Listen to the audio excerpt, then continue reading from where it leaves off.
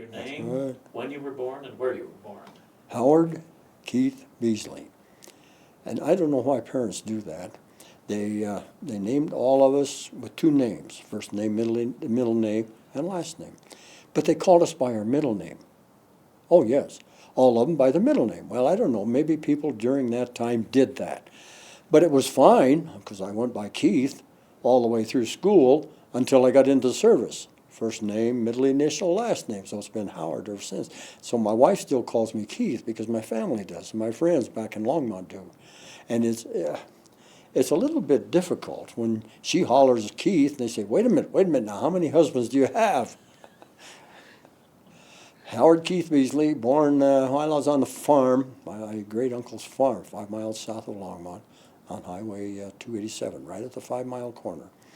In the back of the house, it's there on the corner, was I guess it was for the workers. But anyhow, my family wound up there, and that's where I was born, in that house there. And that was some years ago. And what year was that? In 1925. See, by the way, you're not the only one. I go by my middle name, too. So you do. I was confused for 3 years in the Army. Everybody would be. Yeah. Yeah, it's a shame. So we called all of our children by their first name. We gave them two names, but we called them by their first name. But that was in 1925, 85 years ago. So you grew up in Longmont? Grew up in Longmont, went all the way through the school system there. And when I was a junior, really a freshman, sophomore, when the war came out, because I graduated in 43. There were 4 out of our class that wanted to go to college. They went over to CU, and they joined the ROTC and the NROTC, and they were in college for 4 years. By that time, the war was over, and they had to spend 3 years in the service, and after 3 years, they got out. But they had a college education for nothing. And 2 of them that were farmers that asked for a deferment, and they got it. Yeah. One very good friend of mine, he apologized after we got home. He apologized, but he said, Dad would have lost the farm if I hadn't stayed there. And I agree with him. My brother had gone into the service as a B-17 pilot, and the brother next to me quit school to join the Navy Air Force, and he was a dive bomber pilot. And I wanted to get in, but I wanted to fly, like all of my brothers did. But we always had a problem with the Air Force in Denver, that they would enlist for about 2 weeks, and then maybe they'd be closed for 2 weeks. And you go down there, be a sign on the door, enlistment's closed for 2 weeks. I never knew when they were going to be open. And that was difficult because I had to get a 1A draft card. So I didn't make it. And all of a sudden, I knew that I was going to be grabbed by the draft board in Boulder, and they could do it within a half a day. So I started asking around. I went to the Marine Corps, and they didn't want me because I'd broken my ankle in football. And they said, no, you wouldn't be able to go through our obstacle course, so no, we don't want you. No, we can pick and choose. So I went to the Navy, and they said, no, you wouldn't be able to take the rolling of the ships. So I forgot the Navy. Yeah. So about that time, there were 5 other kids in the same boat, classmates, so we joined the Merchant Marine. We heard about being paid in the Merchant Marine a little bit better than the ones in the other services. So we joined the Merchant Marine. Went out to Catalina Island, if you can imagine, in boot camp at the St. Catherine Hotel when it was there. It's torn down since then. But that's where we went through boot camp. Isn't that a shame? But one thing that saved my life that I learned was that first thing that the drill instructors would ask, does anybody know how to march? Even though they had assistants, they could still use 2 or 3 more assistants. So they'd ask everybody if they knew how to march. And I said, yes. And they said, good, we need you. Okay. So I would help them, and they helped me by keeping me out of the kitchen. Yeah. And I spent extra time teaching a lot of the guys how to march. because in high school, I don't know whether it was the principal or the school board, but the Boulder County School Board, but they initiated a 1-hour exercise class in the curriculum. And you had to have so many hours to graduate from high school. They wanted everybody in good shape before they were drafted into the service or before they joined. And Longmont, in a way, was well known for that, all the guys that joined from Longmont, why, they were in good shape and they didn't have to worry about them. But it really made it nice when I didn't have any KP duty. And on top of that, at the St. Catherine, that was 3 floors in the hotel. It was just north of where the dance hall is, the big round dance hall. And whenever we weren't doing anything as draft or as early volunteers, why, they needed somebody to run the floors in a way that they could keep clean all the time, and so then they took us in, the volunteers, the ones that knew how to march, because they said, you know, there were things that they couldn't do, why, if they did them, or if they did them wrong, why, somebody had to be on top of them all the time. So that way, too, I never had to take any KP duty. But they had 2 schools, deck school and engine school. So I picked the engine school. The other 5 picked the deck school, and I said, no, I want the engine school. But if I'm going to be in cold weather somewhere, I want to be warm. I don't want to be blown off the deck. So I took the engine school, and it was fine. It was a good school, and I learned all about engines and water tending and oiling and all of that, and started out at about $75 a month, which was more than you make at that time if you were in the service for 5 years. So we finished our school there, and we went to the pool at south of Long Beach, south of Los Angeles, and tried to get a ship from there, but it was a very tight union at that time. They had a tight union because these guys maybe were in the Merchant Marine for, 10, 15, 20 years, and they didn't want to see any young kids coming out of schools, for gosh sakes, to take over their jobs. So we had a hard time getting a ship. So we left there and moved to the pool in San Francisco, and we got a ship out of San Francisco. By that time, we didn't care whether we got a ship or not, because halfway down at the end of the block was a nurse's hotel. And at night, at 4 o'clock, and at 4 o'clock on Friday nights until Monday morning, why, there was a line of cars. They'd come out of their hotel, down around the block, and came back in front of our pool. Yeah. But it was a very good Liberty Day there, yeah.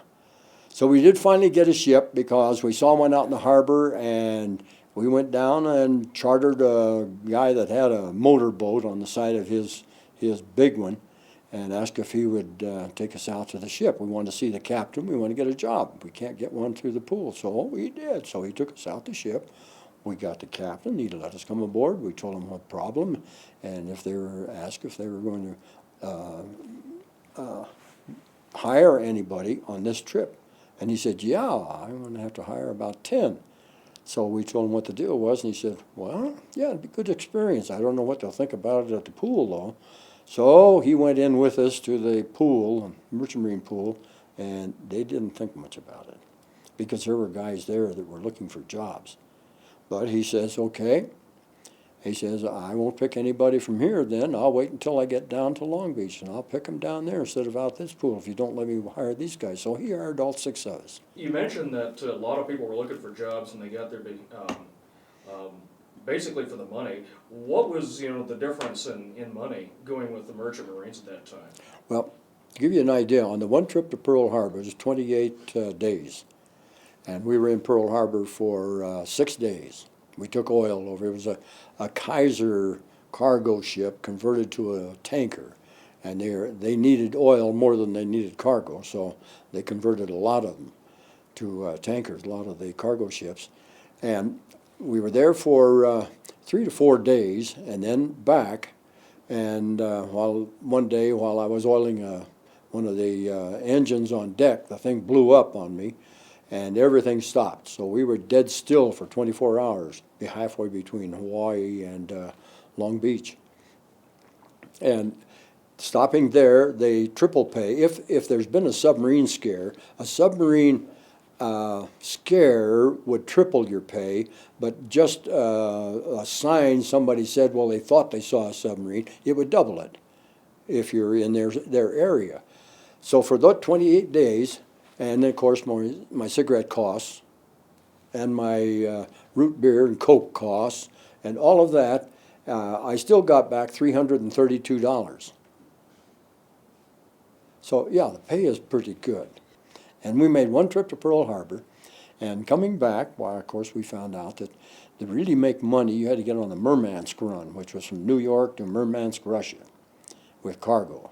The only problem was that about half to three-quarters of the ships were sunk before they got there, because you had to go up in the North Atlantic and around and pass all these countries that the Germans had taken over. We never did get on there. Now, there were stories going around on that Murmansk run that they were making up to $8,000 and $10,000. Well, this was in 1943, so you can imagine what it'd be now. So they do make money. The services are held. They're paid so much every month, but not the Merchant Marine. They're paid per trip, and that's why most of them, they make a trip, why they retire for a year. And they then go back, and all they have to do is turn in their license, and when they come back, why, they can reopen it and get a job, take another trip, then they take another year's vacation. So they make pretty darn good money. But I was very surprised, when you're talking about the Merchant Marine, when we were there 2 weeks at Regis 2 weeks ago. Of course, we didn't get the word that they were going to be closed because of that last storm. So there were 5 or 6 of us there, and this one guy in the Navy, he said, we got talking about what we were in and this and that. And he said, well, what did they do in the Merchant Marine? Now, and he's probably one out of a million that don't realize that 95% of everything that they wear, that they eat, is transported by ship. Now, those ships you don't turn an engine and it goes across the ocean. It has to be manned by crews. And I explained that to him, and he didn't realize that. He didn't know what the Merchant Marine did. They wouldn't be able to have wars if it wasn't for the ships. How could they get their troops around? I was very surprised. And that's why I tried to explain to a lot of those students at Regis that that's what the Merchant Marine does. And the Coast Guard finally took our records after the war. The Navy didn't want them. The Air Force and Army didn't want them, so they put them under the Coast Guard. They had to take them. And now you can remember that you heard about the Merchant Marine. But anyhow... Actually, the stories that we've always heard about Merchant Marines is the fact that they did get paid well when they were in there, Yeah. but they got almost no recognition after the war, and they took some very high casualties on those Murmansk runs. Well, not only on the Murmansk, but I've seen different figures. The one figure that I got from the people at the U.S. Maritime Service, which was about 2.5 years ago, that said that the latest figures were that they lost had more casualties than all of the other services put together. Because when a ship went out, they had no protection.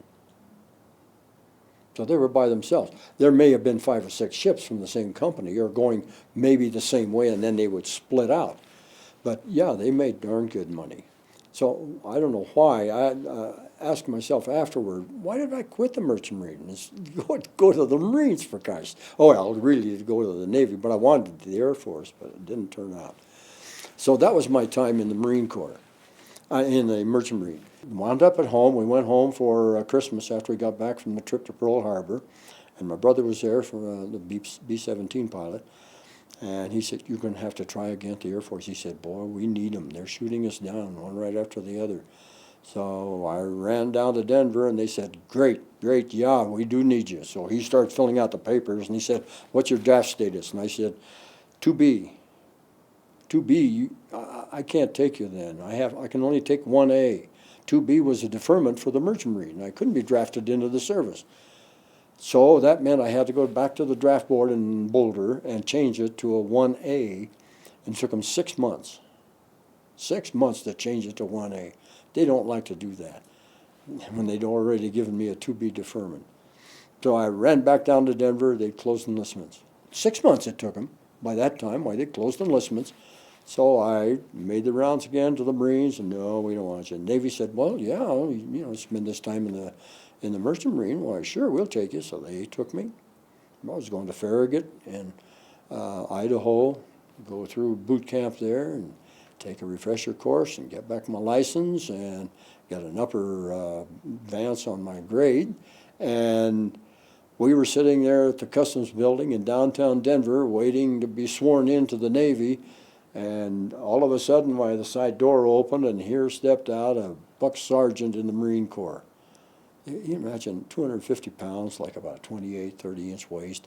Oh, he was beautiful. You know, say that about a man, but here was a sergeant with blues on, and he says, I'm short 10 men this month. So he said, I need 10 men to fill my quota.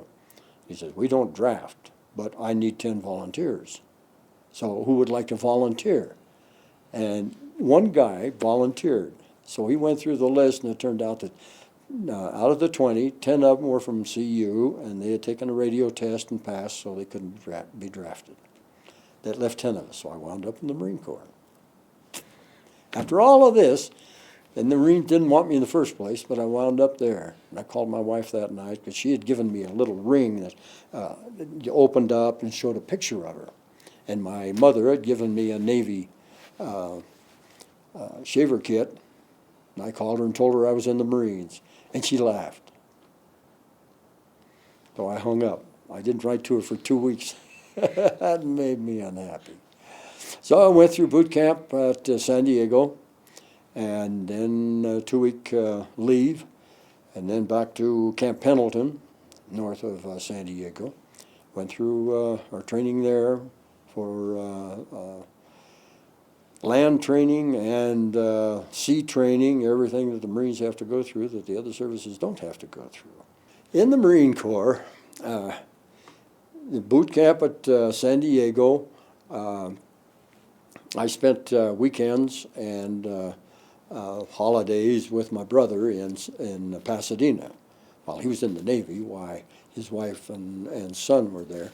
So I'd spend my time up there. So I had plenty of people to see and friends of theirs, and we would go out to dinner and to the Pasadena Playhouse and this and that. So I had plenty to do on Camp Pendleton, and especially one trip that one of our friends came back from L.A., had gone to Hollywood, and all of a sudden they had a little bout with the Zoot Suiters there. Now, you probably don't remember it, but you should, unless you've read about them. But yeah, long coats and the chain that goes clear down to the floor, or in the ground, you know. And when they came down the sidewalk, everybody got off the sidewalk. Well, it happened there were 4 of them, and they didn't get off the sidewalk. So they had a confrontation with them, and they came back a little bloodied, but they came back all right. So the next weekend, why, there just happened to be about 25 or 30 of us, and went up to Hollywood. And the only thing I can remember was that I have a corner of a $5 bill and a thumb that was on the sidewalk.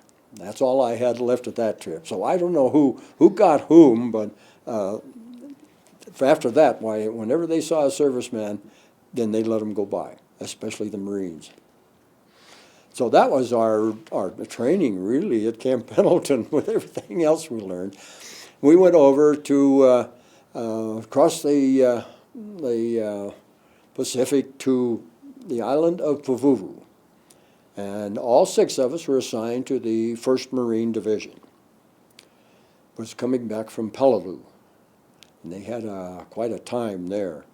But we reformed the 1st Division on Pavuvu, which was in the Russell Islands, just northeast of Australia. And that was in, it would have been in October, about October. And then we joined them and took our training, our field training on Guadalcanal, which was only about 8-10 miles. It was in the same group. But they had to take, it was a palm tree plant, pineapple plantation there, and they just took it over. And the guy that owned it was sitting right across the short bay, sitting drinking his Mai Tais or whatever he had, and watched us knocking down the tanks, knocking down his trees, and probably got about $300 or $400 per tree. But that's where we took our training to join the Armada at Ulithi for Okinawa, and when we left Pavuvu, I don't know whether I should even mention it, but there were a group of us in headquarters battalion. We had flamethrowers, bazookas, and demolition. And the only time we worked was when we were called upon. I was attached to B Company, one flamethrower, one bazooka, one demolition man per company, and we were attached to B Company. And when we weren't doing anything, why, they had the trucks and the jeeps and everything lined up at this little bay that they couldn't take to Okinawa. So we took turns driving those things off into the bay. I don't know how many millions of dollars worth of equipment that we drove off. It was fun. It's a shame, but you put it in gear and step out and right off into the bay. Yeah, that's a shame. You yourself at this point are a replacement. Mm-hmm. Did the guys who had been through the action before, did they accept you? Was it difficult getting to know them? And were they able to impart any knowledge to you about what was going to happen? If you ask.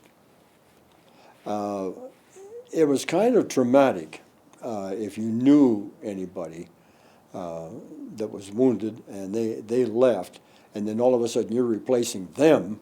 Why, they were a good buddy, and of course it was better being in headquarters company where we're attached to B Company. We weren't actually a part of the company. We were just attached to them. So a lot of the time we spent in headquarters, we were, polishing up our flamethrowers and taking classes and on demolition and bazookas and something like that. So the only time that I was with the company was when we were out practicing away from the bivouac area. So it's difficult that way to form any kind of a real friendship. I was probably better friends with my basketball team than I was with any of the others, except there was one guy, Ed Wyckoff. Oh, what a peach of a fella. And I didn't put his picture in that folder. I should have. We became friends. Even I replaced one of his buddies because he was a flamethrower man, bazooka man, and Ed was, and on Peleliu, why, he received a Silver Star, and they took his bazooka and put it in the Smithsonian because he shot 6 tanks. He killed 6 tanks, and they wouldn't let him have it anymore. So they took it and put it in the Smithsonian, and he was given a new bazooka. But anyhow, we grouped at Ulithi, and there must have been 250 ships in our convoy to go into Okinawa, and that's when they told us where we were going. But of course we couldn't get any mail out, so we couldn't tell anybody. So it didn't make any difference. We hadn't heard no stories whatsoever about Okinawa.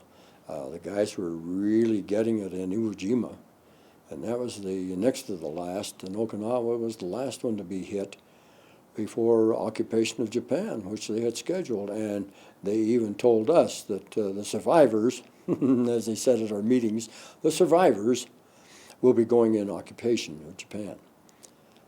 And they were retraining, like some of the guys that I met here that were on Iwo Jima, and I had a friend on there who was wounded on Iwo, and they expected to be on the occupation. When you were preparing to go to Okinawa, and they said if you survive, what does that do to your mind?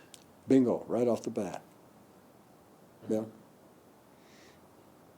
They shouldn't have told us. No. No, they shouldn't have told. They shouldn't have even told the guys on Iwo. But Joe said that they told them that after Iwo, then they were heading for the survivors, were heading for occupation. And no, they shouldn't have done it. No.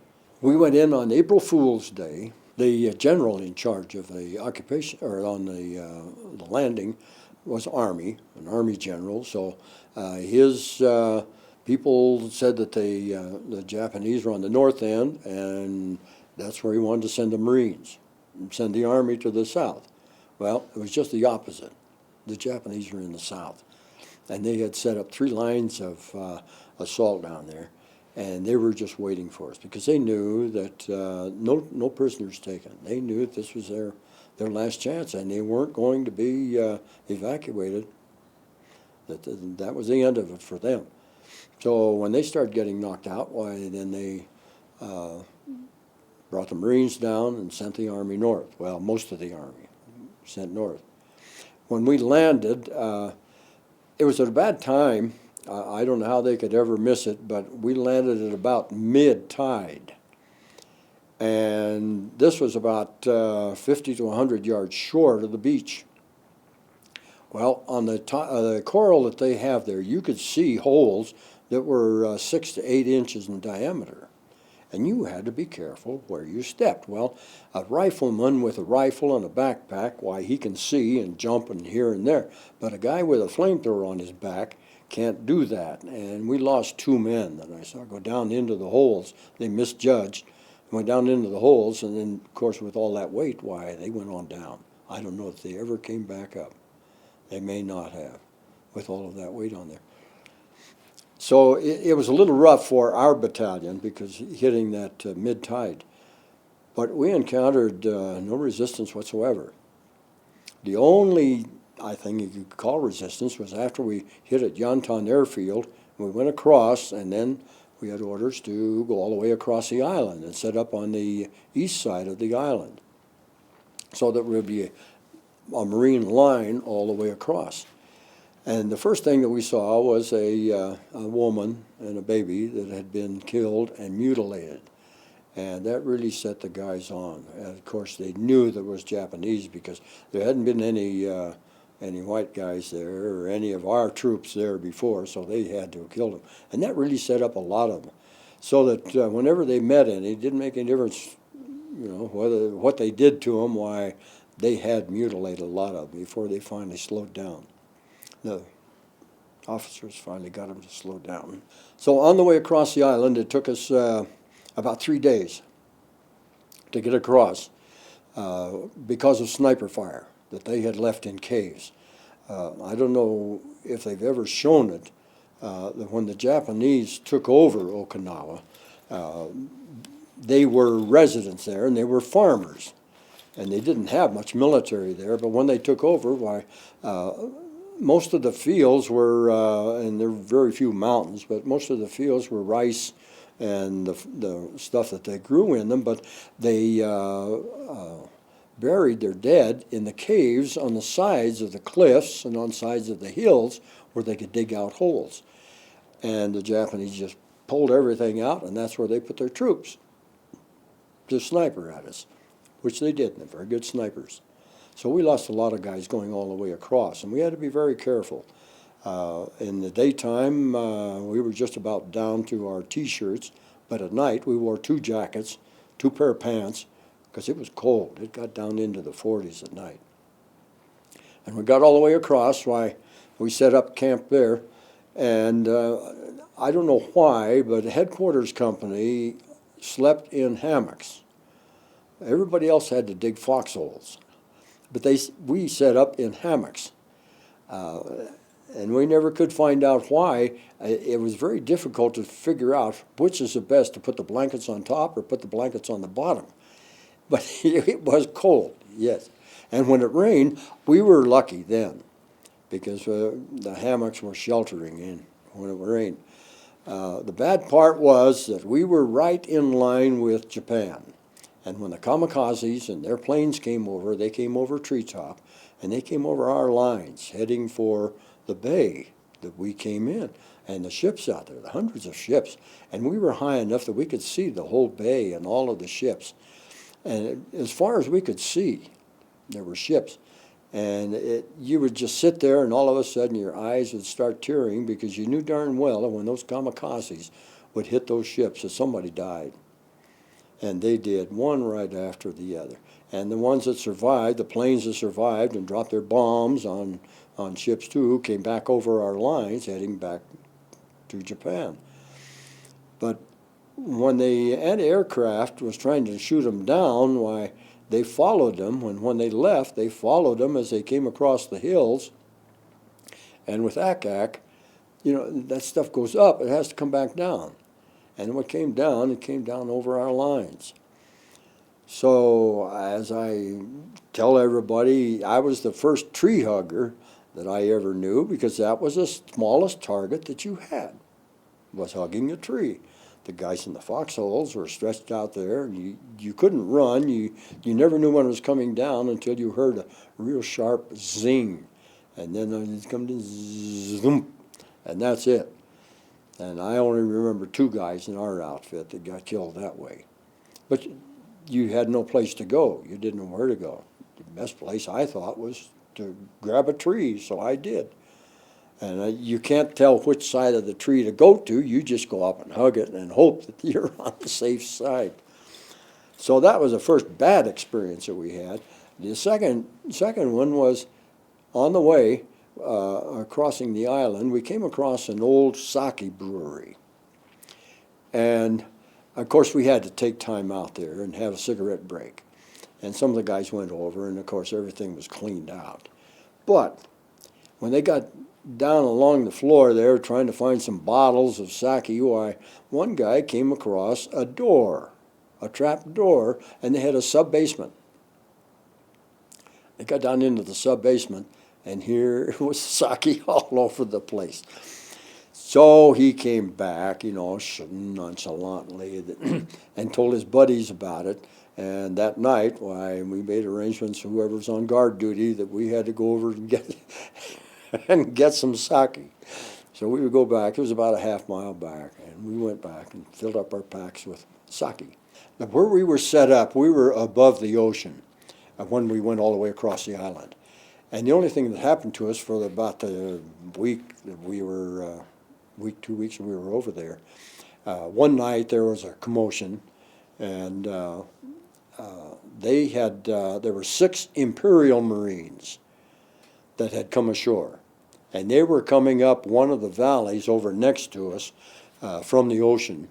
The only thing we could figure out, of course, they took them, they got them, but they took them up to regimental headquarters for interrogation. The only thing they could figure out was that they were trying to get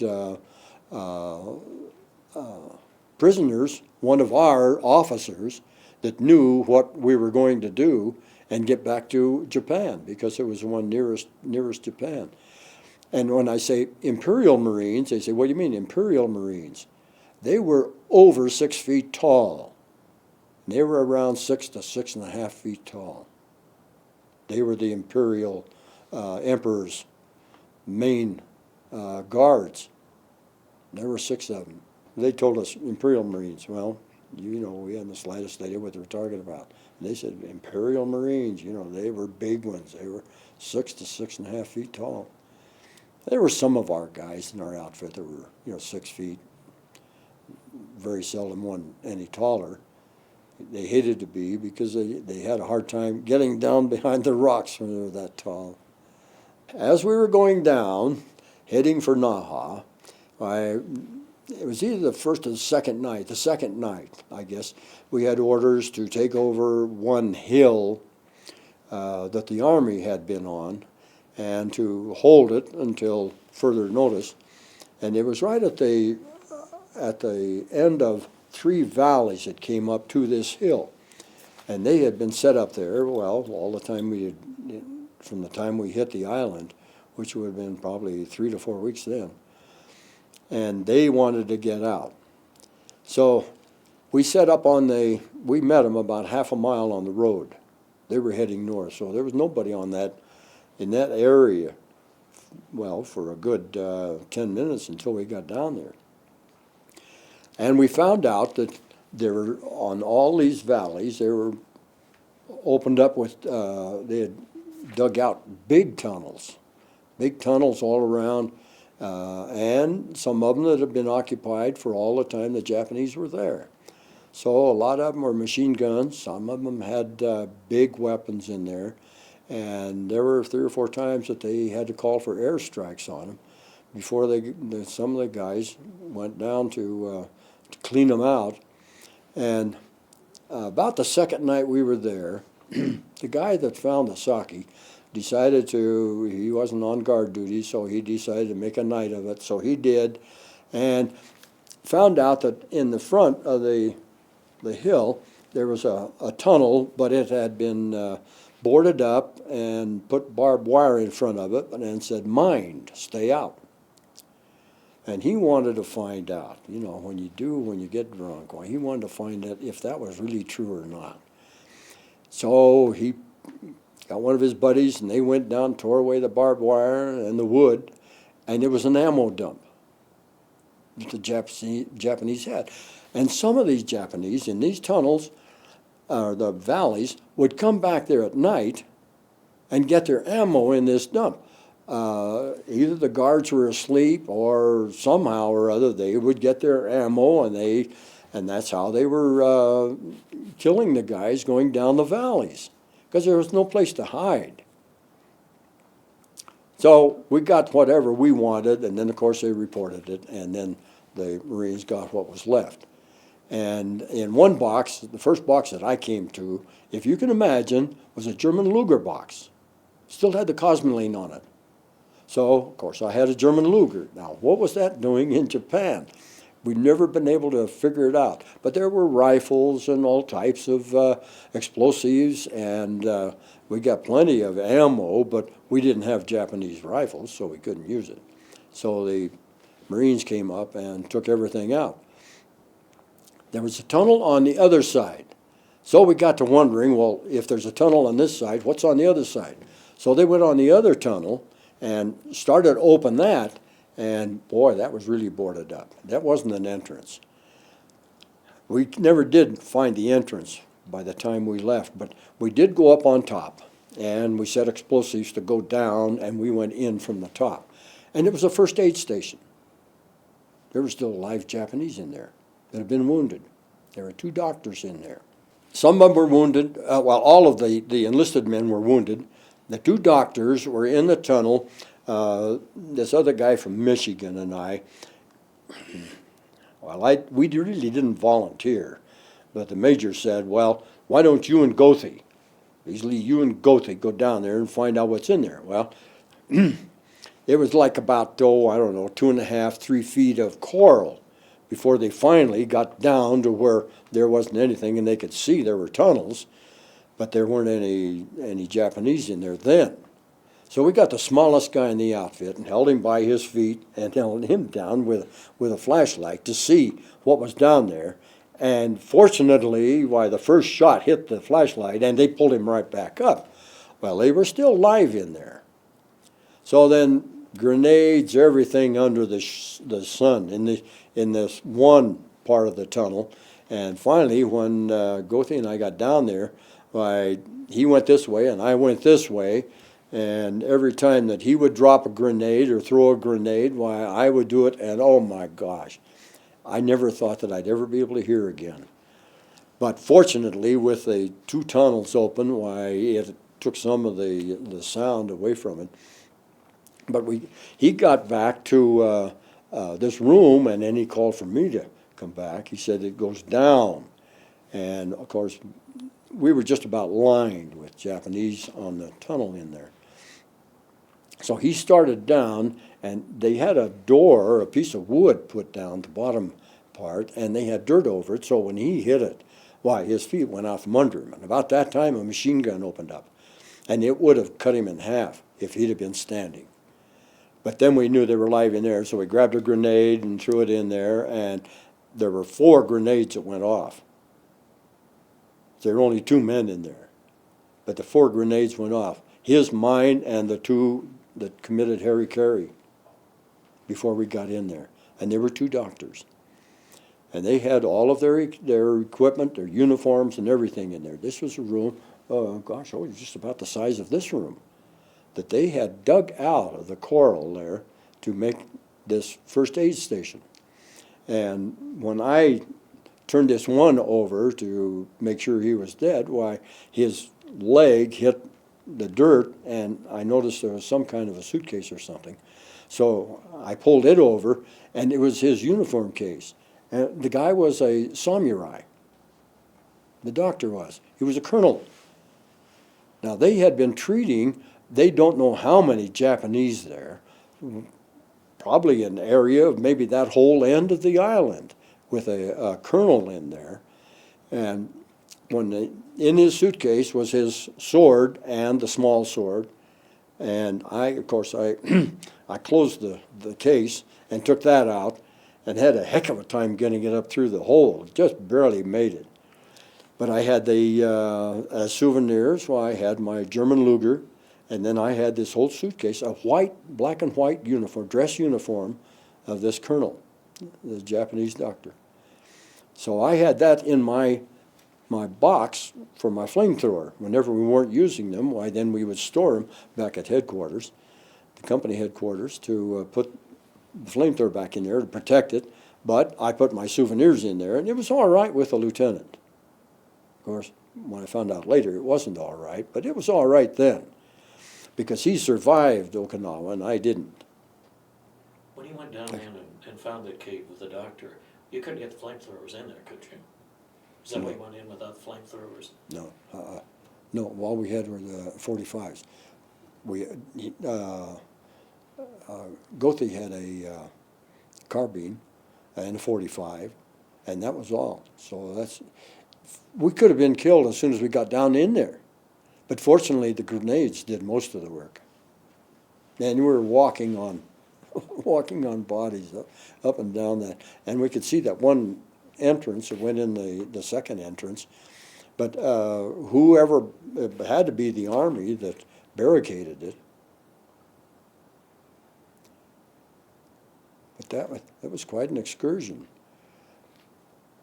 Trying to get down in there through all of this solid, we hadn't the slightest idea what was down there. Not the slightest. And they found fresh bandages on some of these that were in the caves on the valleys, and they couldn't figure it out. Excuse me.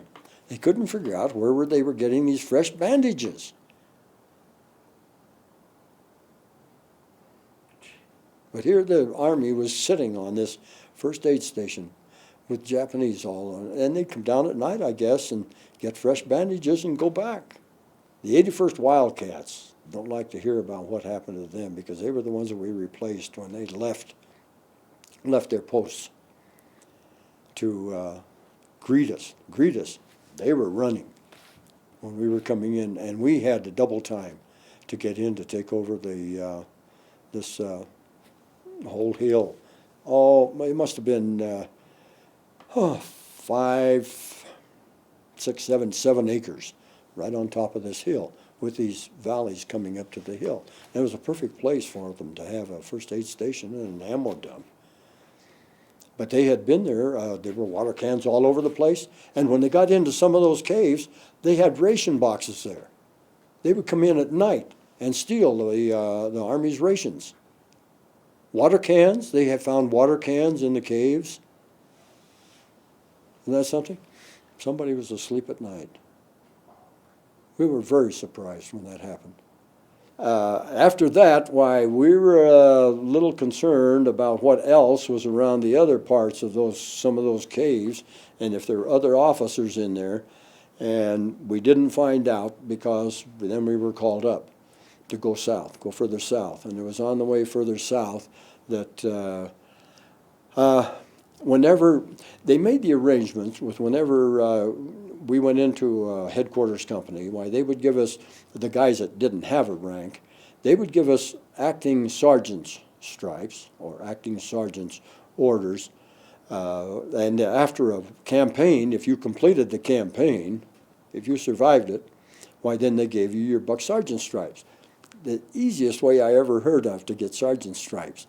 And when I told some of the other guys back about Pavuvu, about this acting sergeant that I had, why, they laughed at me and said, yeah, well, you're never going to finish the campaign anyhow, so I wouldn't worry about it. But we had, then that way, they could call on us as squad leaders. If they didn't have a lieutenant or a sergeant handy, why, then they could call on us as squad leaders. You talked about being the headquarters company with bazooka, flamethrower. How much did you use the flamethrower up to the time that you were wounded?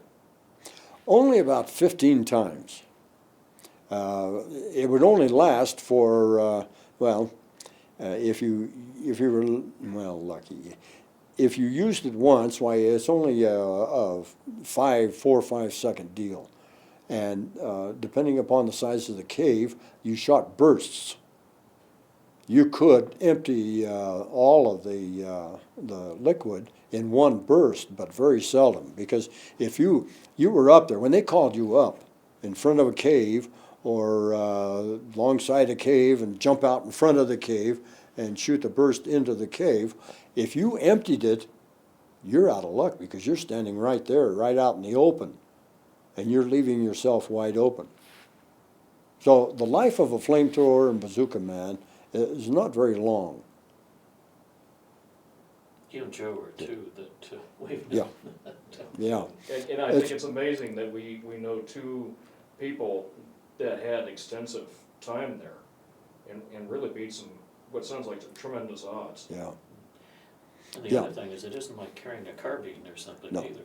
No, and I was fortunate, well, if that's all we had, that's what, besides a 45, we grab a carbine.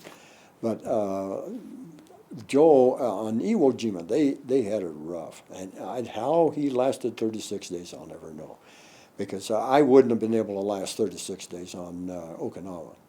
I probably wouldn't have lasted another day or two, because by that time, why, they were calling other companies flamethrowers and bazooka men up. But when you emptied it, why, you had to go back to the truck. They had trucks there to replenish them, like gasoline trucks, to replenish the flamethrowers. And you had to have that thing full, because if you were called up, you had to have it full. And you did it in bursts, and then you either went back or you went down or somewhere to get out of the spotlight. I use it, I imagine, around 15 times. I don't remember, and it could have been a blackout, I don't remember really, burning them up. Like one kid down there in the 2nd grade, were they black? when you fired it, did it make them black? And that's probably some of the movies that they saw. But it was a dangerous weapon to use, much more dangerous than a rifleman, because you could get down behind things and behind rocks and trees or whatever.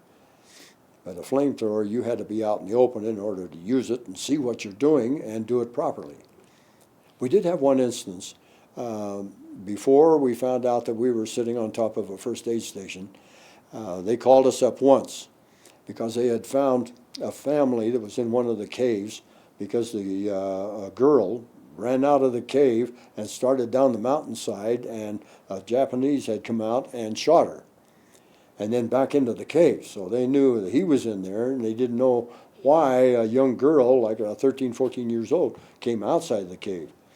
So they called up all the flamethrowers, the battalion flamethrowers, and we were all ready. We even had set the pressure on the tanks so that we could use them. All we had to do was to hit the spark and the napalm, and we had flame. And they were all ready because they couldn't get any flamethrower tanks. They had them on there, but for some reason or other, we couldn't get them. So we were just ready to go, and the major was up there ready to start down the valley, when all of a sudden, he stopped and got the message that they brought up the tanks. So they brought up 6 tanks. Now you've probably seen them in the movies. The flamethrower tanks can really get it out there, 50, 75 feet. The 6 tanks took our place. So, a lot of them had already crossed themselves because they knew they weren't going to come back. Out of the 6 tanks, 2 of them came back. And that was about 45 minutes, an hour later. You're talking about going back to refuel these things. Were you a target going back and forth if there were Yes. snipers around? Sure. Because you stood out. We had to make sure which way we went back.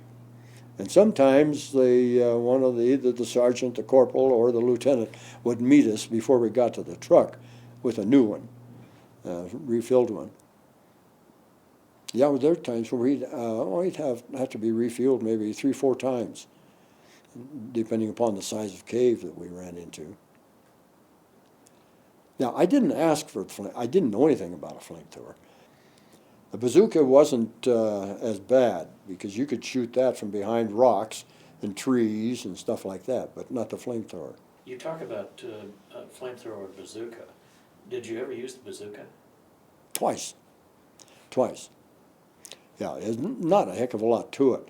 But the one guy that, he was in C Company. I don't know what they call it now, but at that time it was only C Company. And they were trying to get clear out this cave. And just before his helper put the shell in, and he hadn't hooked the wire up yet. Because once you hook the wire up, the trigger was ready. He hadn't just start to hook up the wire when some sniper got the guy that had the bazooka. Well, this other guy, the one that was helping him, didn't want to pick it up. He didn't want to take it. So they called me over, and I had to grab the bazooka, and then finally got him. You can't do it.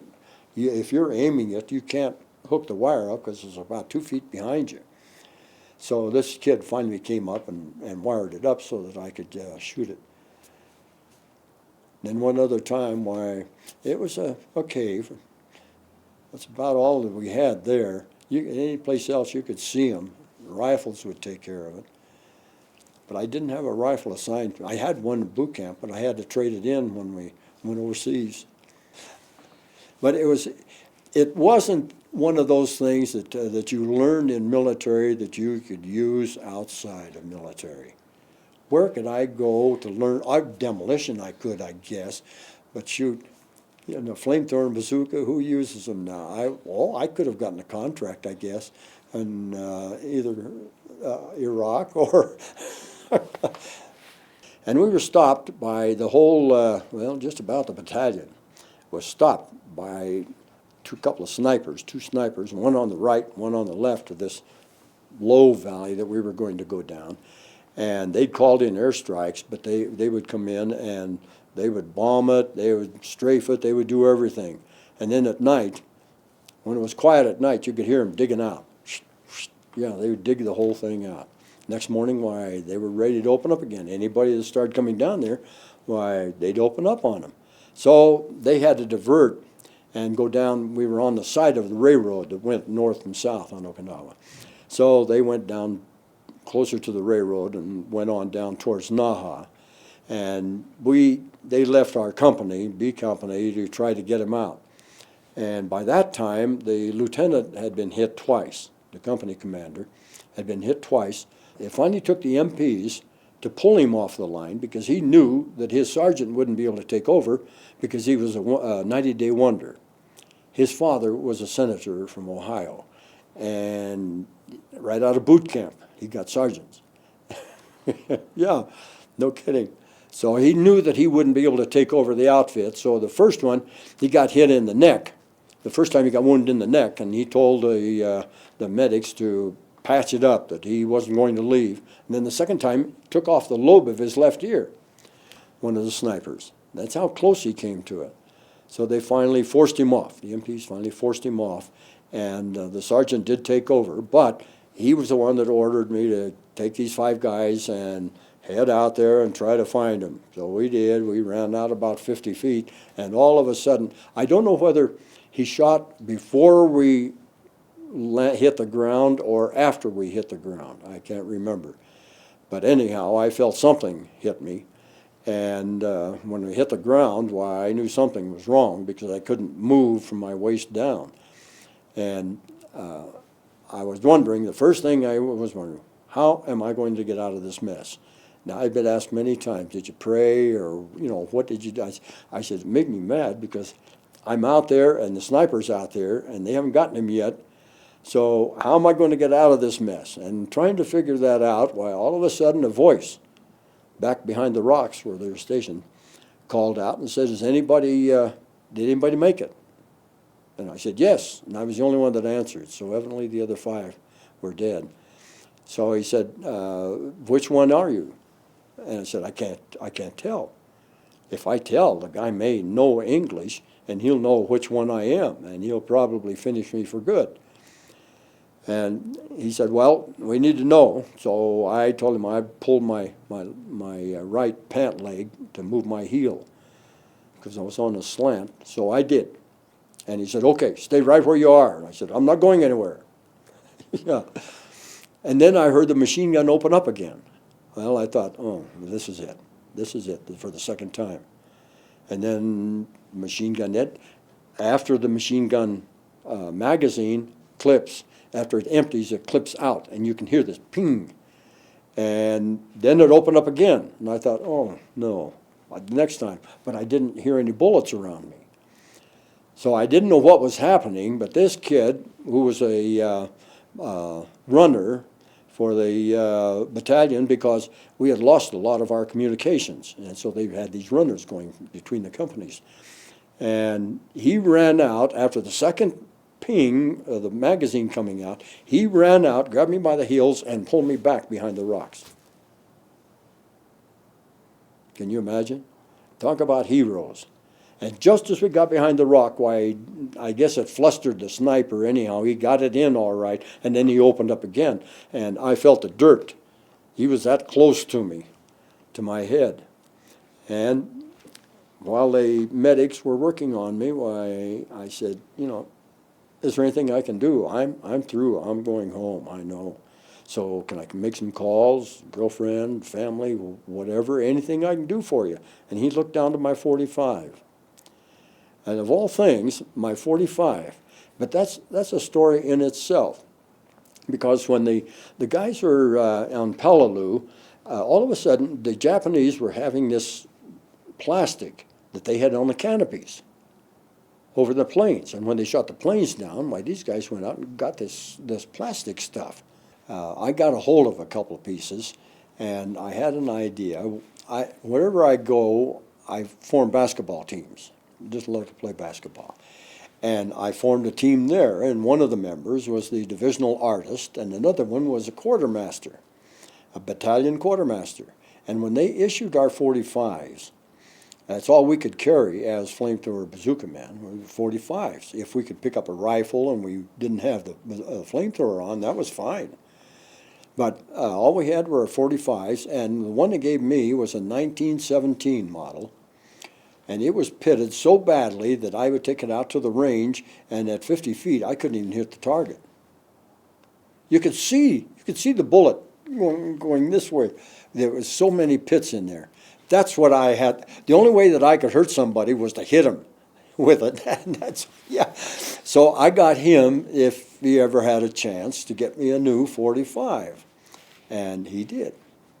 So when we had this plastic, I asked the divisional artist, if he could paint a copy of Mary on the inside of the butt plate.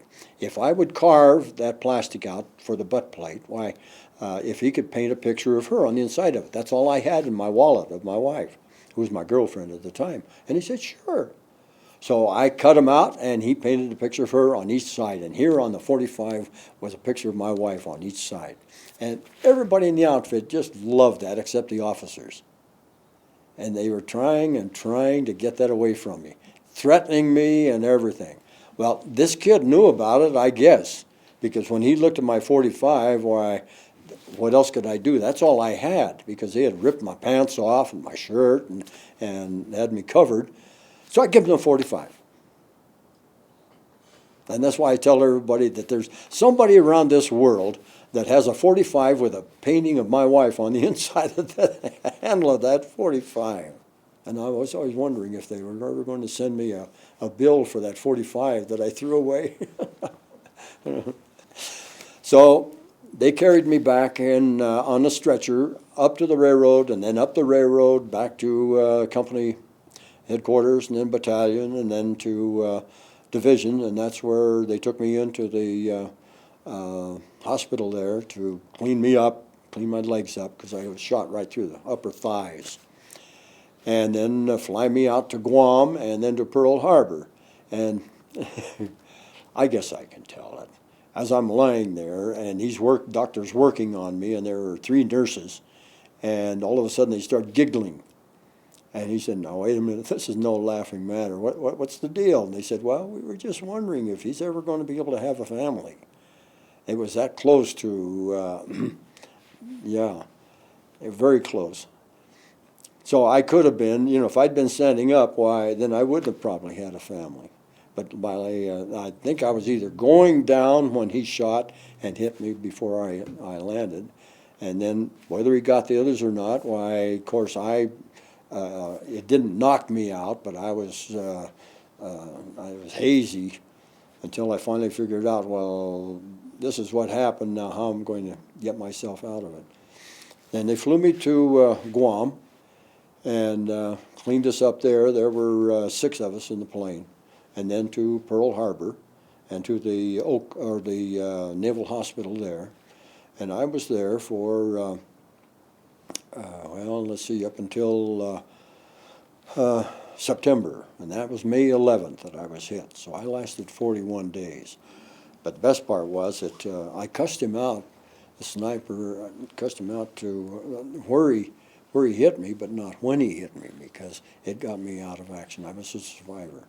By that time, we had over 125% casualties just in our company. And there were guys, before this happened, there were guys in there that I didn't even know, replacements that I hadn't even got a chance to know. And the whole outfit was that way from the time we started down to Naha. And that's where they had set up 3 perimeters. The first perimeter were farmers and men, women, and children with pitchforks and everything that they could give them to stop us. And then the next perimeter, they had weapons there, and the third perimeter was right north of Naha, and that was the last one. And, oh boy, they really let the Marines have it, and that's when they really had the casualties. But they sent me back to the Naval Hospital at Pearl Harbor, and I was there for, well, let's see, May, June, July, or September. And then they wanted to ship me back to the States. They didn't tell me wherever they could find room. By that time, I was able to get into a wheelchair, and I had to learn how to walk, completely how to walk again. And a friend of mine that was on EWO, I didn't find out until his mother had told my mother, and then she wrote and told me that he was at the hospital also.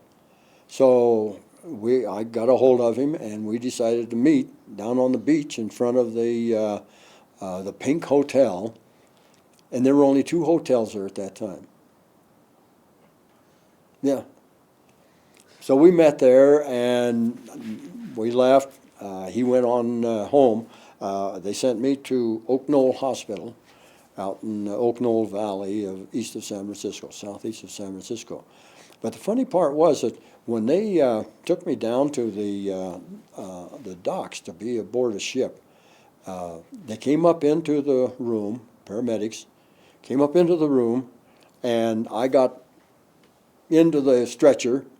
I was walking because I had spent, as soon as I got there at the Oak Knoll, I asked for a 90-hour leave, and they gave it to me, and I went to San Francisco. It turned out that there was a classmate of mine, Longmont, that moved out there. She and her parents, her sister and parents, moved out there. And they had a big apartment, and they told any of the guys from Longmont, word went around that, if they needed a place to go rather than the USOs, why, took them up there. So everybody congregated there. And there was always a crowd of guys that you knew from Longmont up there. And that's where I spent my first, I got the first 90 hour, and then I got another 90 hour. I asked them another 90 hours, so they gave it to me. And then when I got back to the hospital, why, they said, "Where have you been? We've been looking for you. You're to be on your way to Colorado." Yeah, so I grabbed my sea bag, and the guys came up, as they did in Pearl Harbor. We got on the stretcher. They took me down to the docks, and then took me into the boat, into the room, and I got up off of the stretcher and onto the bunk. And then they left, and so here I was free to go. They did the same thing when I got to San Francisco. They came into the room and put me on the stretcher, carried me off and into the ambulance, and then by ambulance took me out to the Oak Knoll Hospital and did the same thing there until I got Yeah, okay. When I got up into the room, why, I got these leaves, and then when the last one came back, they said, "Where have you been?" The train's down there waiting to go to Glenwood Springs, Colorado. And I said, "What's in Glenwood Springs?" I hadn't spent much time up there. Well, they had taken over the Colorado Hotel, made it a naval convalescent hospital. So they wanted to get the guys nearest their home that they could. So we went down to the railroad, did the same thing, went down the railroad and got on a car, and then they took me to Glenwood Springs, and we set up in the hospital room up there. At that time, they had cordoned off about the last third, the east third of the hot springs. And that's where we spent a lot of time, 2 hours in the morning and 2 hours at night. They had circular hot springs, and they would put us, the nurses would put us in there, and we were in there for 2 hours. They said, "That's all you can take," but a lot of the guys with all kinds of wounds, and some of them without any. When they got into the hot springs, that really cured them of everything that they had, any problems they had. And a lot of them said they wouldn't have been able to walk. I might not have been able to walk right for a long time, but it hadn't been for those. It was just that chemical cure, and that's why they wanted the Colorado Hotel. How quickly did your family find out that you'd been wounded, and was, how did they respond to the news that they got? Well, the night that I was wounded, the night of the day that I was wounded, my wife had a feeling something had happened to me. And believe it or not, she called my mother and said, "Have you heard from Keith?" And she says, "No, why?" And she said, "Well, I don't know. I just had some kind of a feeling." And at 8 o'clock that night, my mother got a telegram. It was about 2 hours after my wife had called her and asked her if she'd heard from me. And that was the same day, the day that I was wounded. They let me know. Evidently, I never asked to find out, but probably on the company level, that they notified when anybody was wounded, and then going into the hospital, registering at the hospital. Why, then they sent word by telegraph or Pony Express or however, and they got word, and that night my mother was notified. That's about as fast as we've ever heard of it Yeah. happening. It is. I was amazed, and she was amazed. And of course, she was all worried. My wife was all worried. She was only my girlfriend then, but she was all worried until they finally heard from me when I got to the Naval Hospital in Pearl Harbor. Why, the Red Cross was there, and they were ready to pay for any phone call we wanted to make. And of course, I couldn't even get out of bed for the first week, 2 weeks that I was there, so they brought a phone to my bedside, and I was able to call my mother, my wife, anybody I wanted to call. The Red Cross was that great. How quickly was it from the time you were wounded before you were able to start walking again, start getting around on your own? Oh, probably 2 months, about 2.5 months. They tried to get us to, we had exercises in bed, and then we hang our legs over the end of the side of the bed and exercise so that I could rebuild my muscles. But at night, it made me so mad. At night, why, I would get up and walk down the beds, holding on to the beds so that I could get to walk again. But the only bad part was that as soon as I started walking, why, then they couldn't control the blood flow in my legs. And when the nurses came to check me, see, they came in every 3 hours. Every 3 hours, I had a shot of morphine and a shot of penicillin. The morphine to take care of the pain, and the penicillin to take care of the infection. And as soon as I get back in bed, why, then the nurse would be there, and she said, "Please don't do that. Please don't do that." It makes a mess. When the blood starts flowing again, we can't control it. So yeah, it was a rough deal, finally getting back. I was going to ask you that we hear an awful lot about guys talking about being wounded, but you stop to think what that does to your body and how quickly could they relieve the pain after you were wounded. No, I still have pain. Is that right? And that was 67 years ago, and I still have pain. These cushion, these chairs are very cushioned, it's comfortable. Normally, I have to have a cushion to sit on, because both of the scars on the inside are contact the chair, and if there's any design on the padding, why, then it hits on those scars, and very uncomfortable. The one on my left is fine. The one on the right is one that's giving me trouble now. At times, it feels like what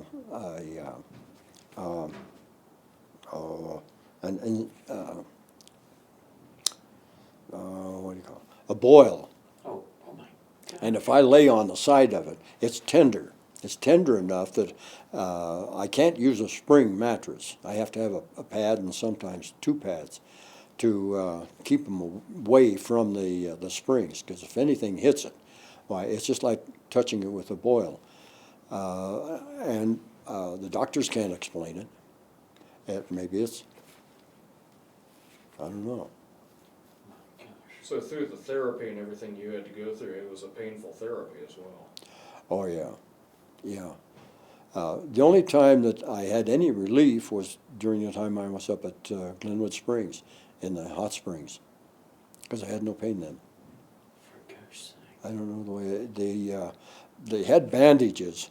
The wounds were still open. In fact, when I was home on leave, they gave me 3-week sick leave, and when I was home, I had to take bandages home with me. That was an extra bag that I had to carry, because they were still weeping then. And they said, if you want to go home, why, you're going to have to put up with this, because they haven't been completely sealed yet. So I had to take the bandages home with me. So really, it was about May, June, July, August, September, October. Yeah, it was probably 5 months before they had finally healed to the point where I didn't need extra bandages. But if I ever, like when playing basketball, if I ever hit somebody and something sharp or something dull or pointed, why, then they could rip it open very easily. It's right on the muscle. See, the one on my right side, the doctor said that it shaved and it burned the bone. It was that close to it. Now, they're trying to figure out whether it was 2 bullets or 1 bullet that went through both of them. And the only thing we could figure out that it was 2 bullets because of the way they went in and came out. But yeah, it was about 5 months before I was able to leave the bandages off. But it still bothers me, and that, as I say, 67 years ago, why, it still bothers me. At times, if I touch or walk by something, why, they're right on next to the muscle. And if I touch anything within a 3-inch diameter around the scars, why, and this side, it's about 4 inches, but this side is 2 inches. Because when it comes out, why, it just tore everything. And we were trying to figure out, they didn't see any splinters, but at that time, the Japanese were accused of using wooden bullets. So that when they did enter our bodies, why, then it just tore everything apart. But they didn't find any splinters, so they said it must have been a soft leaded bullet. Soft. Soft, yeah. Hardly. Well, when it came out, boy, it really tore things apart. The VA has been great. They've been wonderful. I probably wouldn't be here today if it wasn't for the VA, because anytime I have trouble with them, why, all I have to do is give them a call or even go into emergency, and they take care of it. But they have never let me, I've asked for additional hearings. The VA has taken care of everything. I don't know about psychological problems. My wife would have to tell you that. But yes, I, like all the rest of them, at that time we call it shell shock. Now they call it something else, PTSD or something. PTSD. PCS. Post-traumatic stress disorder, Yeah. I believe. And they called it shell shock then. But yeah, all the guys that I knew, and I knew a lot of them, had the same thing. At 18, 19 years old, your brain is wide open and ready to accept anything that comes along. You're learning and learning, and all of a sudden something like this comes along, and it's going to make a difference, and it's going to stay with you for the rest of your life. That's why a lot of things I've forgotten. Maybe what happened last week or the week before, but something like this is ingrained in there, and they kind of poo-poo it, the doctors do, and they don't realize that what can happen unless it happens to them. I don't think anybody really understands yet, no matter what they say. No. No. Well, that's one of the places that they really don't know much about. Yeah. But I felt all along the way there that none of the doctors realized what was happening. They could take care of my legs until they healed up, but they couldn't take care of what was in my mind. And my wife went through hell with some of the things that I did at night and, in dreams, and waking up with sweats. It's all, I don't know, maybe it was me, but I'm talking to other guys, and they had the same thing. So I was up there until November. Let's see, when was the last of the war? The VJ Day was November 2nd, I think. September 2nd. Okay. I was one of the guys who was on staff there was a year ahead of me in school. He graduated in 42. And when I found him, why, he and his wife and daughter had an apartment in town. So I spent a lot of time in town with dinner with them and this and that. A lot of time with them. And I was in there with them having dinner when the war was over. And they announced that the war was over. And they cut in on the radio and said that the war was over. And he said, well, we're going to have to do something unless you want to go back, because they're going to come and they're going to pick up all the guys that are on leave tonight, so they won't tear the town apart. They didn't think that they would tear the town apart. So they had a attic that went up from their closet. They had a trap door, and they had storage up there. So he said, hey, if you want to stay with us, why, okay. So I went up there, and they came, and of course they checked all of the staff that lived outside of the hotel, and they checked them. It wasn't there.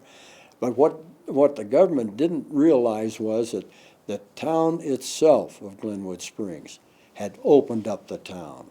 They brought in tables lining the street for about 3 blocks. People brought everything under the sun, food, everything under the sun, to celebrate the end of the war. So that's the way I celebrated that night. And I spent weekends going home, and I would take one of the guys from out of state with me. From 4 o'clock Saturday or Friday afternoon to 8 o'clock Monday morning, why, it didn't matter if you were on leave in the city, why, you could stay there, or you could go in and out. So I got acquainted with the one that was on the basement door, the guard, and I spent every weekend at home. And I would always take somebody from out of state and wanted to see the city and mountains, and we'd get home Friday night at Longmont, and my dad and Mom just loved it. Mom just loved it because she had somebody to cook for her again, because all the rest of the family was gone. And Dad would just talking to them all the time, where they're from, what they did, what their parents did, and where they were from originally, and what country they were from in Europe, because everybody had come over from Europe. So they enjoyed it, and home every weekend until November 2nd, why, that's when I got discharged.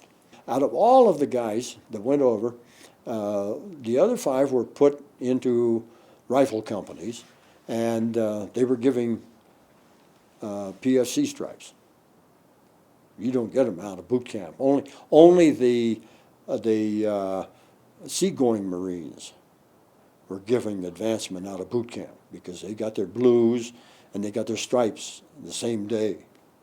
They were the ones that were the admirals, aide, and all of that. So we didn't get them. Well, when the guys went into line camp, bingo, they gave them their stripes. Well, I went into headquarters, and that's why I enjoyed that acting sergeant's rating, which was fine. I was a sergeant. They were PFCs. But out of those 5, 4 of us wound up at Glenwood Springs Naval Hospital and discharged the same day. Well, whenever they discharge you, why, they give you a promotion. They went from PFC up to corporal, and I went from from private to PFC. And if that wasn't a knock, oh. But there are good things. If I had gone all the way through Okinawa and gone into Japan right after Okinawa, then I would have gotten my sergeant stripes, which would be great because my pay tripled, quadrupled. But I didn't make it. You get them if you make the if you survive. I survived, but they didn't want me anyhow. I tried to re-enlist, and they didn't want me. Here's your discharge. They gave me a medical discharge, and I didn't have. I took the train home and called Mom, and she was somewhere, so I didn't get her. So I had to walk out to the place, the house, which is 3 miles outside of town, and with my sea bag. Yeah. So I had to walk home, and on the way home, I had 2 rides from people who knew me and said, "Gosh, that was in the paper. You got wounded. We thought maybe you died or something." So then I had to rebuild my life from there on because I couldn't go into sports any longer. I could play basketball for about 5 or 10 minutes, and then I'd have to rest for 5 or 10 minutes, and so my sports career was out the window. So I turned to other things. Finding employment was something else. I couldn't go back. I wanted to be a civil engineer, and the university says, well, when we went up to check on the GI Bill, why, in the gym, there were 3 lines and about 50, 55 guys in each one of the lines. And when this gal asked me what I wanted to take and what I wanted to major in, I said civil engineering, and she says, just look around. She said, there'll be 200 or 300 of them that want to take civil engineering right now. And we're going to have to pick and choose. So there's a good chance that you may not for the next 2 or 3 months. And I couldn't live on just what I was getting as a pension. So she says the best thing to do is go out. I'm telling everybody to go out, get into the business world, get a job, get into the business world, and go back in about a year, and 3/4 of these guys will be gone because they shouldn't be here in the first place. If it wasn't for the GI Bill, they wouldn't be here. And they will be gone, but I never did go back. At first, a lot of people have been reluctant to talk to us. Mm-hmm. But like with you here, we usually listen. We learned to listen early. And when somebody starts to talk, when things begin to come out, Mm-hmm. never interrupt. That school where our grandchildren go, great-grandchildren go, has a day off on Veterans Day every year. The principal is a veteran, Air Force veteran, and as soon as he took over the school, why, he started opening it up on Veterans Day. It's a holiday. And he has a contingent of guys from, at that time was Lowry, and now from Buckley, that come out and perform a ceremony. They give a gun salute, a 10-gun salute, raising the flag and lowering the flag and how to fold it and this and that. And he has all of the students of the whole school come out into the yard in front of the school. And they put on this, it lasts about 2 hours. And then afterward, all of the mothers of the students there got together to volunteer to fix lunches, and everybody is invited to have lunch there. This last year was the first time that we had to go inside and perform everything. And it was very difficult, but they did it. And this guy does that every year on Veterans Day. He tries to get other schools to do it, and they don't want to waste their time on it. I have gone out to one of our great-granddaughter's 2nd grade class and our great-grandson's 4th grade class and told them about what happened. And when I mentioned Flamethrower, oh, yeah, we know what that is. I guess it's what they watch on TV. I don't know. But, yeah, they were very receptive. And the questions that they asked were really not a lot different than the kids at Thornton, the high school kids at Thornton, or the class pupils up there at Regis. Yeah, in fact, this one girl asked me, well, can we see your scars? And I said, well, no, I don't think so, where they are. And he said, do you have pictures of them? And I said, no. And one asked me, well, now you're talking about that woman that laughed at you. Did you marry her? And I said, yeah, she's right there in the back of the room. And yeah, they got a kick out of it. And they enjoyed it for 25 minutes. And I never thought they would. But this year was the second year that I've been out to my great-grandson's when he was in the second grade, and now when he's in the fourth grade. So when our granddaughter was in the second grade, she asked her teacher the same thing, because we talk about it with our grandson and his wife and friends, and we go out to all of their birthdays with three children, and the two of them, we have birthdays all the time, and anniversaries, and we invited to all of these, and different friends of theirs that come up. Why? They want to know about it when they find out that I'm a veteran. And there's another thing that the kids loved, my grandchildren loved, in their classes, a bazooka. They wanted to see a picture of it. Well, I have a picture of it that shows both flamethrower and bazooka. And they said, well, did you burn anybody with it? This is a 7-year-old. Did you burn anybody with it? And I said, well, that's what the flamethrower is. It's with flame. It's to burn, and you get them out of the holes so that they can either be taken prisoner or killed. And the principal of the school thought that was fine. Talk the way it is. Don't make up anything. A friend of my grandson's called him this last time, called me, my grandson at night, and said, what was happening at the school? Who was this guy? My daughter came home talking about this guy that was in the Marines, and he was wounded, and he just about got killed, and she was all excited about it. And he said, what's the deal? So he mentioned it to him, and he said, now next year, he'll be back. Why don't you come down and listen to it?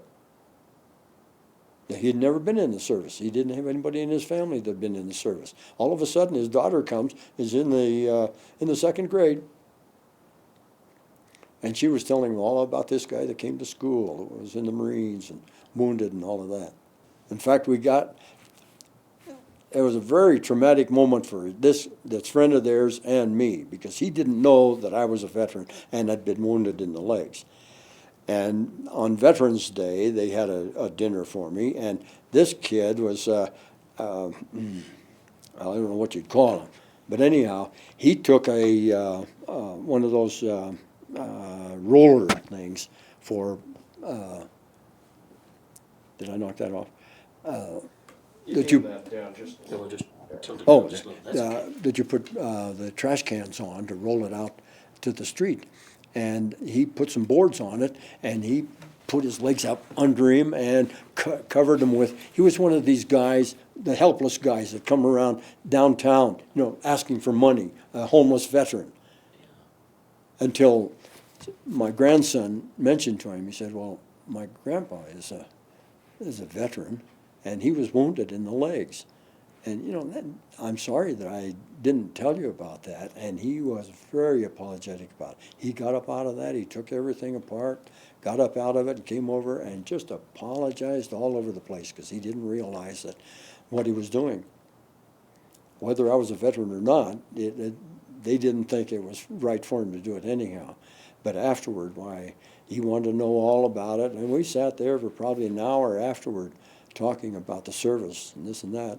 He hadn't gone into service, and all of this that he missed. I wondered about that. You guys don't talk about this. It just doesn't come out that often. No, I probably wouldn't have when I did, except for our son. He was interested in it, and he wanted a military career. He didn't want to go to college. He wanted to go into the military and make a career of it. Where can you go for 20 years and retire at half pay, 25 years at three-quarter pay, and 30 years at full pay? And in the meantime, as soon as you join, you get a 30-day vacation every month, every year. And he wanted to make it a career, but it didn't work out that way. But he was interested, and we had quite a few talks, just my son and I. And eventually, other people, and then, of course, I heard about Regis. And they had and we're talking about Regis on here. But Dan and had 3 guys came to the church, and I asked him afterward how come he didn't have anybody up there from the Pacific. They were all from the Atlantic Theater. And he said, well, we'd have a hard time getting Marines. So he said, are you interested? And I said, yeah. So that's when I started opening up. And opening up to a lot of other people that ask me questions. And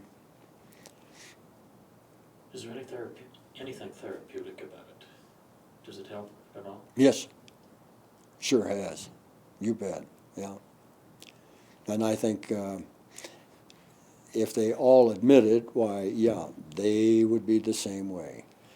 I know there were, I've had teachers over at Thornton tell me that some of their students that graduated would come back or write letters saying that they were sure glad that they had that class on oral history, oral military history, which they have.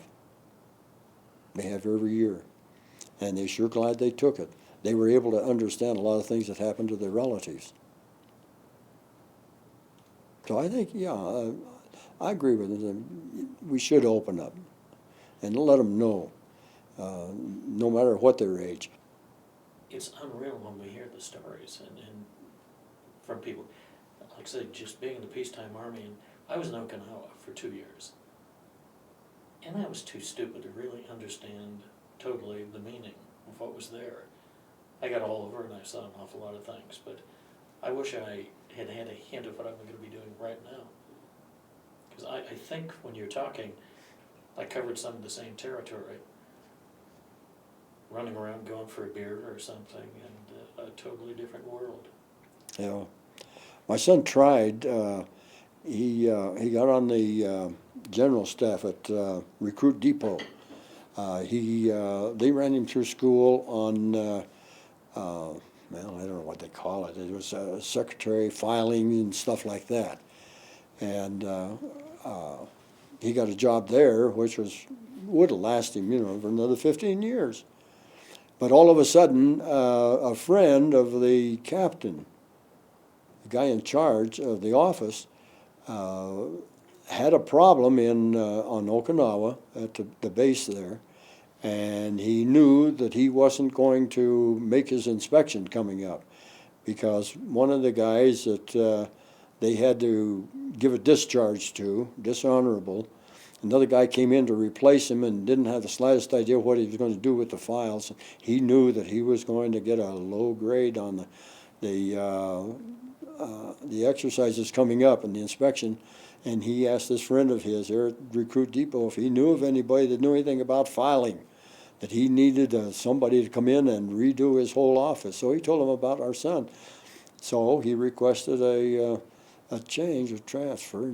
So they gave him a transfer over there, and this lieutenant colonel told him that the problem was, and he said, I can be a good friend of yours if you can take care of this before inspection. And he did. There were times at night that it would be 2 o'clock over there that he would call us. We made it, told him when he went in, that didn't make a difference where he was. He wanted to talk to us, call us. And that was one time that he would call us. And that happened, well, he was there for a year and a half, and he called us about 6 times.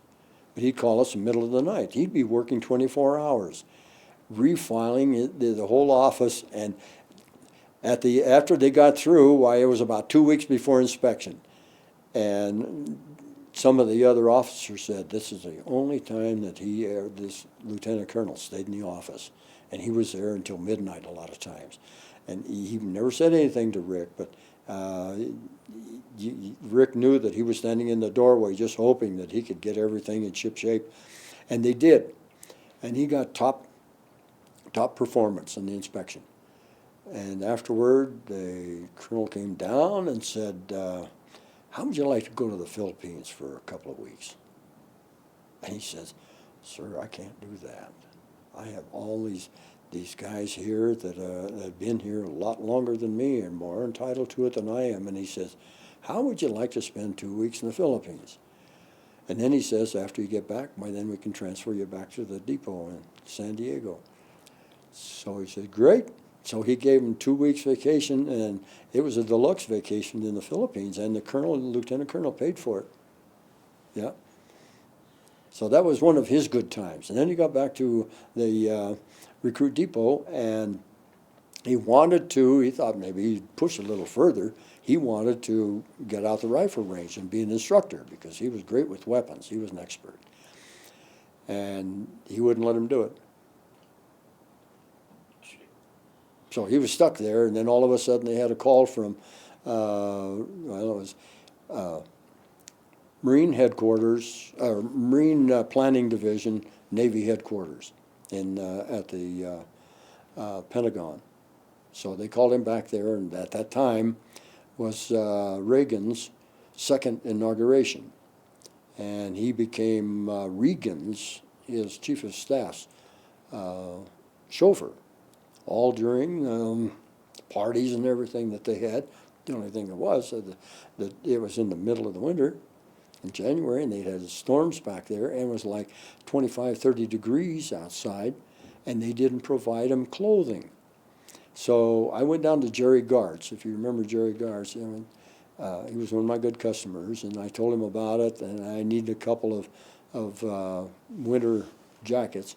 And so I traded him luggage samples for a couple, one for me and one for our son. Sent it back to him, but for 2 weeks he was incommunicado. We didn't know that, because we didn't even know what he was going to do. We didn't know about it until afterward, because they wouldn't let him anywhere near telephones.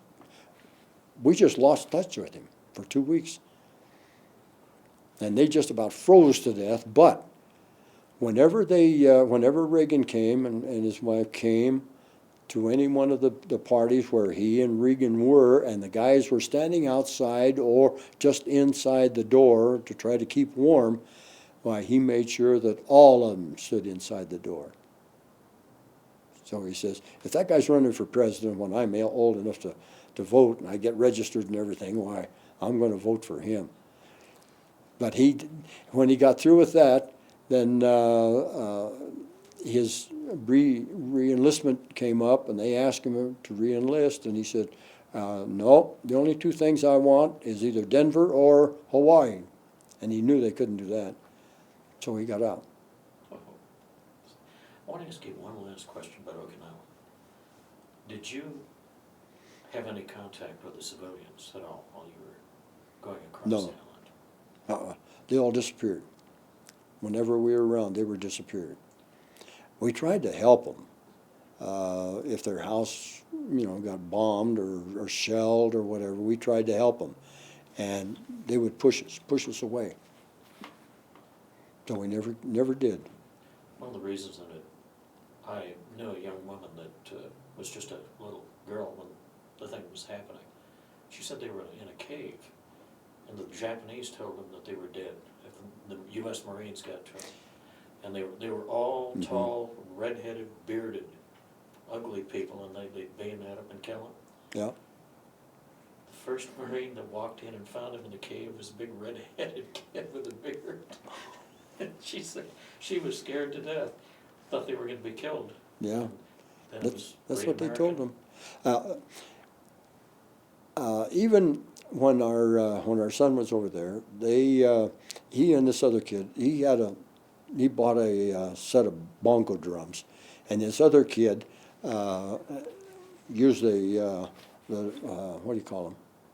The cymbals, and he had played a trumpet. So the kid played a trumpet. They, on their leave time and their time out in Okinawa, this little town where they were stationed, they would go out at the bars at night and play. Yeah, and get money. And he became acquainted with this one waitress that was in the bar, and they started going together.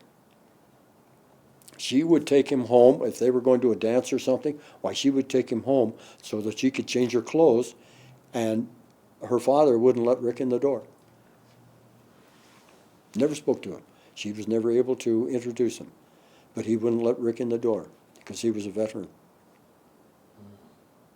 When was this? What years? Let's see. He was Well, 52, and that was 16 years ago. Reunions, that kind of thing, have you been able to attend reunions? No, never have. At one time, when I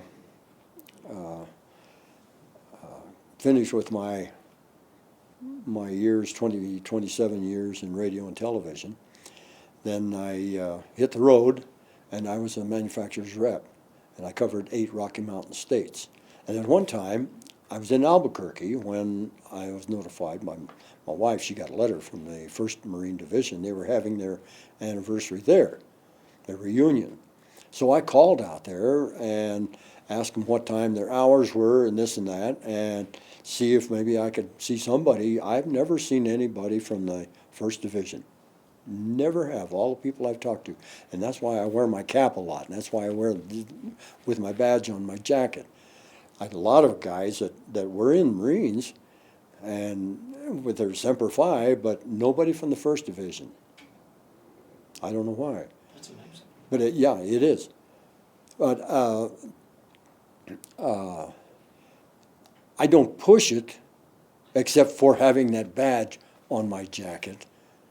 Other than that, why, you can usually tell. I enjoy, and I think everybody would enjoy whenever you go to a restaurant or something, and maybe one of the recruiters are there where somebody's home on leave, and they're having their meal. Then I buy their meal. And I thank every one of them for serving the way they have, because there should be more. You know, I was thinking, you're talking about this, but you also mentioned in your company there were 125% casualties. So a lot of the guys that you went through training and went in to Okinawa with didn't come back.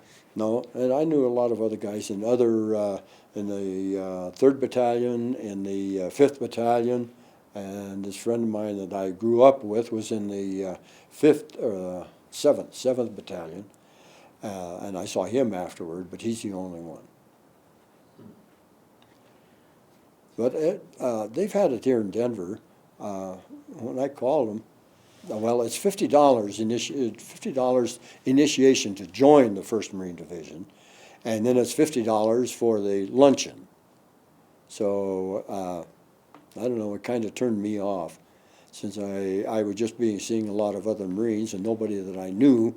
So I guess maybe I was kind of turned off by it. Sometimes I think it'd be good. I think the main thing is Maybe. it costs money to get people together. Yeah. You know, it's difficult. I don't know, maybe I should. It might be good if Yeah. they're around somewhere. I do go to Cooper's Troopers when I can, and that's all Marines. And then I also joined the Merchant Marine Association. But when I went to their meeting, they were 1, 2, 3, 4, 5, 6. 6 guys was all that was there. And 3 of them with their wives. The others were widowers. And that's all that were there. As soon as you get to talking to somebody, I can't remember the name of my ship, that I was on in the Merchant Marine, and other thing, my bingo, here it's 9 o'clock at night. So some of the discussion would have to wait until the next month, and then to go back and try to pick up the discussion. Let's see, what were we talking about? But it was an experience, like one of our daughters says, it was an experience, Dad. And it was. I wish I hadn't have done it, but then I had no choice.